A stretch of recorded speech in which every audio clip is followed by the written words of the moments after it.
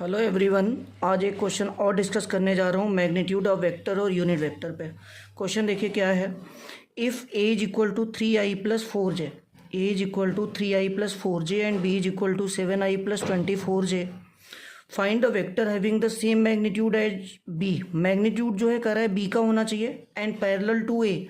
Parallel to A means direction A की होनी चाहिए। तो डायरेक्शन ए की अगर आपको चाहिए तो पहले ए का यूनिट वेक्टर फाइंड आउट कर लो।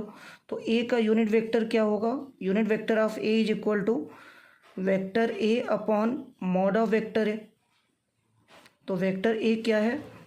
3i cap plus 4j cap divided by unit vector. Unit vector कैसे फाइंड आउट करते हैं? आई के कोफिशिएंट का स्क्वायर प्लस जे के कोफिशिएंट का स्क्वायर।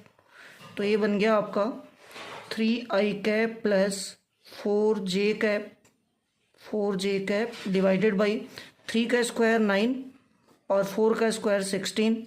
9 और 16 क्या बन जाएगा? 25।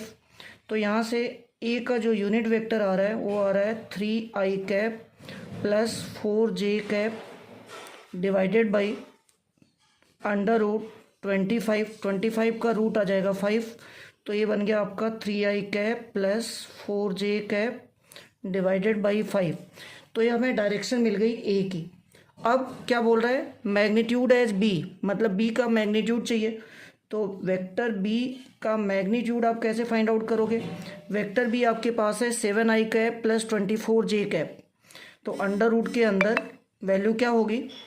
7 का स्क्वायर प्लस 24 का स्क्वायर, 7 का स्क्वायर प्लस 24 का स्क्वायर।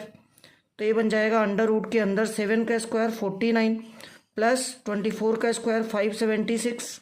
अगर हम इसको ऐड करेंगे तो क्या बनेगा? अंडर रूट के अंदर 625। इसका रूट फाइंड आउट करोगे तो ये आएगा 25। तो अगर आपसे बोला जा रहा है कि एक ऐसा वेक्टर बताओ, एक ऐसा वेक्टर हमें बताना है, लेट कर लेते हैं कि वो कोई वेक्टर सी है। तो हमें वेक्टर एक ऐसा बताना है जिसका मैग्नीट्यूड बी के मैग्नीट्यूड के बराबर है और डायरेक्शन ए की है। तो बी का मैग्नीट्यूड आ गया, आप ऐसे लिख लो पहले एज अ फॉर्मूला। अगर हम बात करें तो magnitude of B into unit vector of A, कुछ ऐसा बनेगा।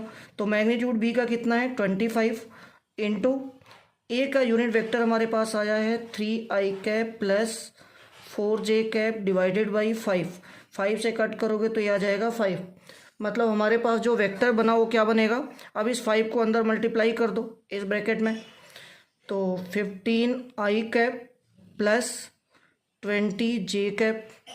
तो ये हमारे पास एक ऐसा वेक्टर आया 15i cap plus 20j cap जो जिसका मैग्नीट्यूड बी का है और ए के पैरेलल है, मतलब डायरेक्शन ए की है। Thank you.